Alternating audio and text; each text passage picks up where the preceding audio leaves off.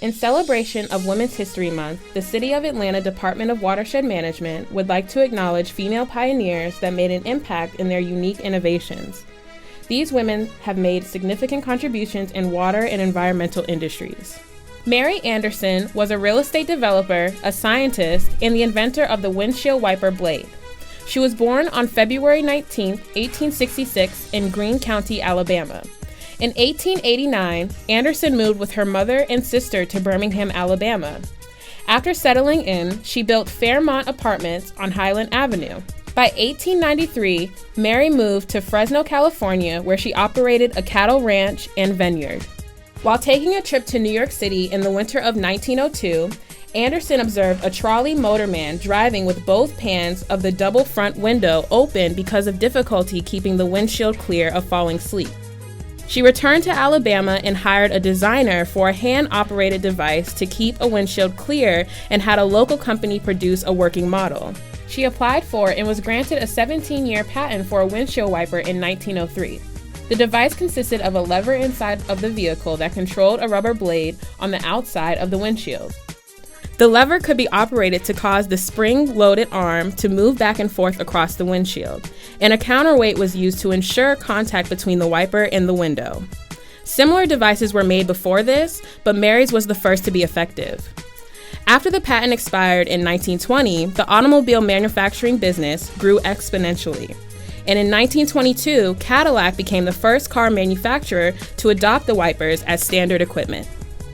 Anderson continued to manage the Fairmont Apartments until her death at the age of 87.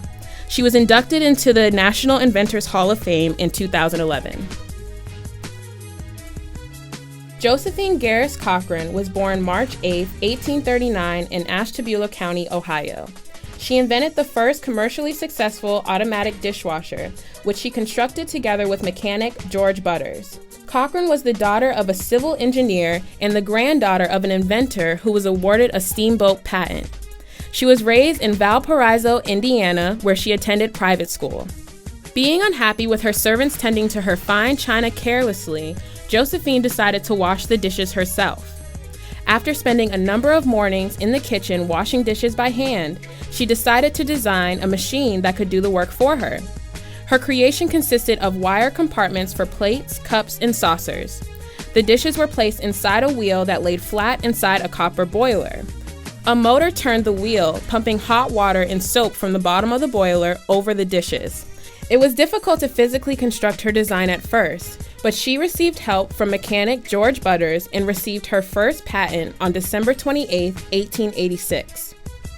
Cochrane showed her invention at the 1893 World's Columbian Exposition in Chicago and won the highest prize for Best Mechanical Construction, Durability, and Adaptation to its line of work. The factory business, Garrus Cochrane, began its production in 1897.